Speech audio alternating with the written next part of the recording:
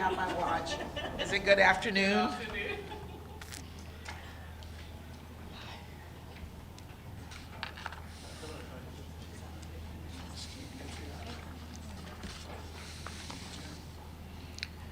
We all here? Thank you all. We, the Security Council signatories of the Statement of Shared Commitments for the Principle of Women, Peace, and Security, WPS, Albania, Brazil, Ecuador, France, Gabon, Japan, Malta, Switzerland, the United Arab Emirates, the United Kingdom, and the United States have come together to express grave concern regarding the use of sexual and gender-based violence as a strategy and tactic by terrorist groups such as Daesh. We underscore conflict-related sexual violence can constitute a violation of international law.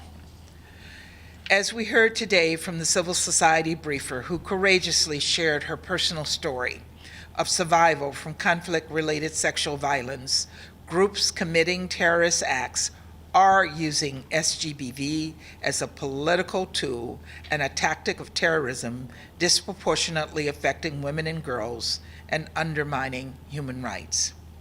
This gruesome, dehumanizing tactic is rooted in misogynistic ideologies and part of a strategy used by terrorist groups to fuel instability, fracture and control communities, support terrorist financing and recruitment. We know these acts of violence disproportionately impact women and girls. Terrorist groups target women civil society leaders, women peace builders, and human rights defenders with SGBV, including online, to stifle their advocacy and curtail their participation in peace and security processes. And too many perpetrators of sexual and gender-based violence are not held to account, a prominent issue in the recent ARIA formula meeting of the Council on enhancing the capacities of member states to ensure a gender-responsive approach to counterterrorism. Across the international system, we must continue to act, and with urgency.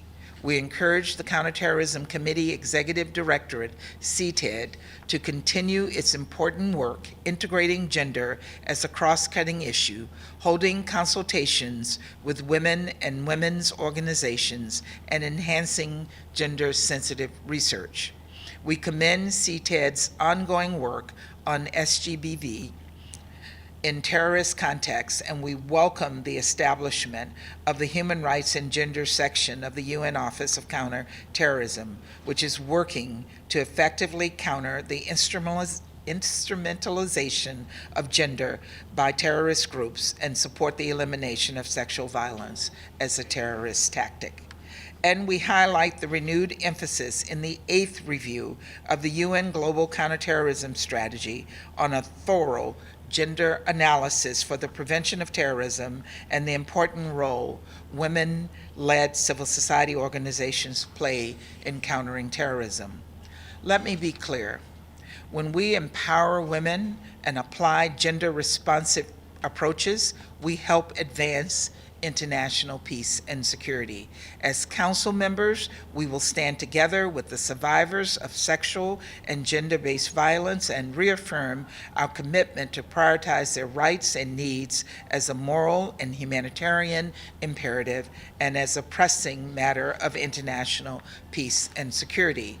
Today, also, the WPS shared commitment signatories also come together to express our grave concern regarding the continued reports of gender-based violence, including conflict-related sexual violence in Sudan's conflict.